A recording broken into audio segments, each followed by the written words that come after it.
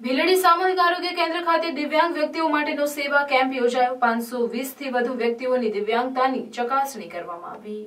ભીલડી સામૂહિક આરોગ્ય કેન્દ્ર ખાતે ધારાસભ્ય કેસાજી ચૌહાણ તથા પૂર્વ શિક્ષણ મંત્રી કીર્તિસિંહ વાઘેલા અને આરોગ્ય અધિકારીઓની ઉપસ્થિતિમાં 14 દિયોદર વિધાનસભા મત વિસ્તારમાં સમાવિષ્ટ દિયોદર તાલુકાના તમામ ગામોના અને ડીસા તાલુકાના 17 ગામોના દિવ્યાંગ વ્યક્તિઓ માટેના સેવા કેમ્પનું આયોજન કરવામાં આવ્યું હતું।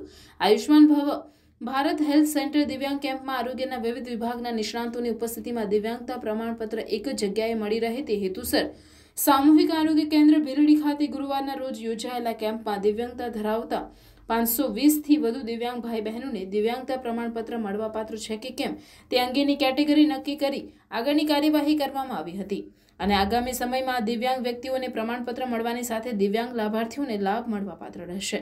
કેમ્પમાં લાભાર્થીઓ માટે ચા પાણી તેમજ ભોજનની નિઃશુલ્ક વ્યવસ્થા પણ કરવામાં આવી હતી।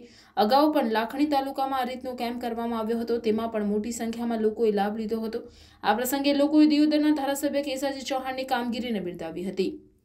કેમ્પમાં બાબુભાઈ પાનકુટા ભીલડી, AK દેસાઈ PSI ભીલડી તેમજ ભીલડી સંગઠન મંડળના પ્રમુખ પાનસિંહ સોલંકી, મહામંત્રી સુરેશભાઈ સિલ્વા તેમજ દિયોદર સંગઠન મંડળ સહિત હોદ્દેદારો અને કાર્યકરો તથા મોટી સંખ્યામાં દિવ્યાંગ ભાઈ બહેનો ઉપસ્થિત રહ્યા હતા।